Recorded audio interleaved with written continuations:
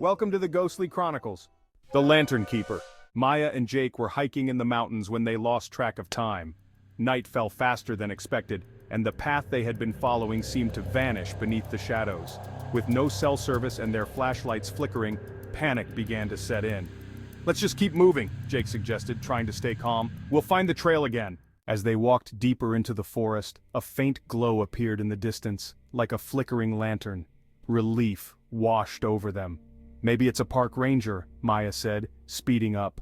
They approached the light, which swung gently from side to side, held by a figure standing motionless in the dark.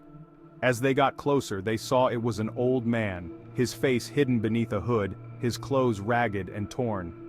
"Excuse me, can you help us?" Jake called out. The man said nothing, only raised the lantern higher and turned, as if to lead them deeper into the woods. With no better option, they followed. The trees thickened, and the forest became impossibly dense.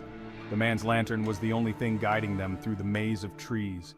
After what felt like hours, they reached a clearing. In the middle stood a small, crumbling stone cabin.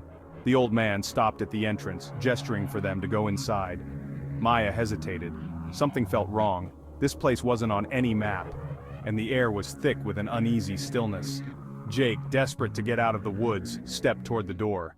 But just as he reached the threshold, the old man spoke for the first time. His voice was low and raspy, barely more than a whisper. "You never leave." Suddenly the lantern went out. The clearing plunged into darkness, and the temperature dropped sharply.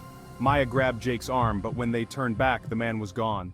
They bolted away from the cabin, running through the trees, stumbling over roots and rocks. The forest seemed to twist around them, as if it were alive, closing in. The sound of rustling leaves followed them, footsteps getting closer. Finally, they burst out of the woods, gasping for breath. They didn't stop running until they reached the main road, where their car was still parked, waiting.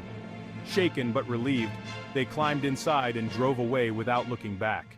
As they passed the mountain's edge, Maya glanced in the rearview mirror and saw it, faintly glowing behind the trees. The lantern, swinging gently, as if waiting for the next lost traveler.